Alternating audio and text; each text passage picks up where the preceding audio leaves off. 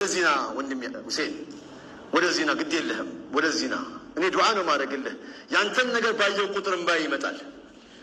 ሐቂቀተን ምንም ነገር አልሰጠውም። ዱዓ ነው ማድረግለት። አላህ ይጠብቀው፣ አላህ ይጠብቀው።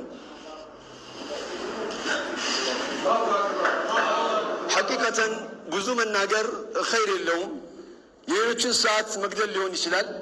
አላህ መርቶት ሰውን በራሱ እንቅስቃሴ አድርጎ ይሄዳል። ይሄ ወንድም የቅድም የተጠቀሰው ፈቂህ አስፋልት ላይ ባየሁት ቁጥር ያሳዝነኛል። ወላሂ ሳብ አደርገውና ና ሻይን ጠጣ ናወት እምቢ ነው የሚልህ፣ እምቢ ነው የሚልህ። በግድ ነው በግድ ቁጭ ብሎ አንዳንድ ነገር እንዘያየር ነበር።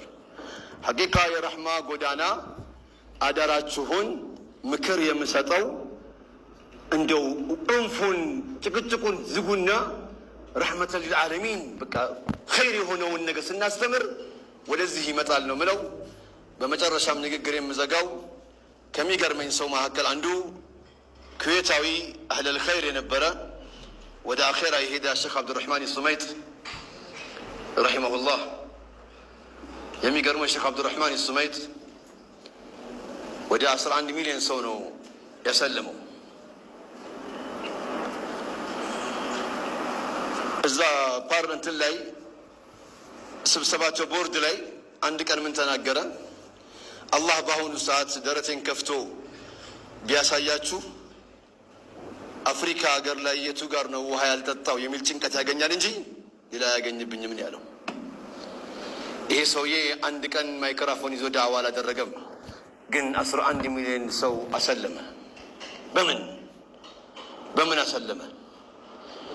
ውሃ ሲፈልጉ ውሃ የሚፈልጉ ቦታ ውሃ ሲያወጣ፣ እንደውም ሆስፒታል ሲፈልጉ ሆስፒታል ሲሰራ፣ ምግብ ሲፈልጉ ምግብ ሲያበላቸው የዚህ ሰውዬ እምነት ነው ጥሩ።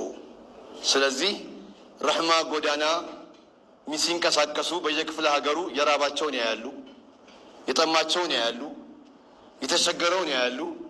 ዘካቹን በእነሱ ምግብ ስጧቸው፣ በዛው ዳዕዋ ነው። በዚያውም ደግሞ ሱብሓነላህ ኸይር ስራ ነው። ከጥቅም ጋር ተያያዘ እንዳትለኝ፣ ርቦት አያዳምጥህም። ወኢን መከናሁም ፊል አርድ አቃሙ ሰላት ይፈልጋልና እንቅስቃሴውን ለማሟላት የሚለውን ነገር አደራችሁን ተጋግዛችሁ ይህንን ስራ እንስራ ንምለው። ሐቂቃ ወጣቶች ናቸው፣ ብዙ ጊዜ ይጠሩኛል ጎዳና ላይ። እንደው አላህ ካለ ኢንሻአላህ እንደው ውጤት አለው። ለቅሶ ላይ ዳዕዋ አደርጋለሁ፣ ድንኳን ስር ቀብር ላይ ዳዕዋ አደርጋለሁ፣ ሰርግ ላይ ዳዕዋ አደርጋለሁ።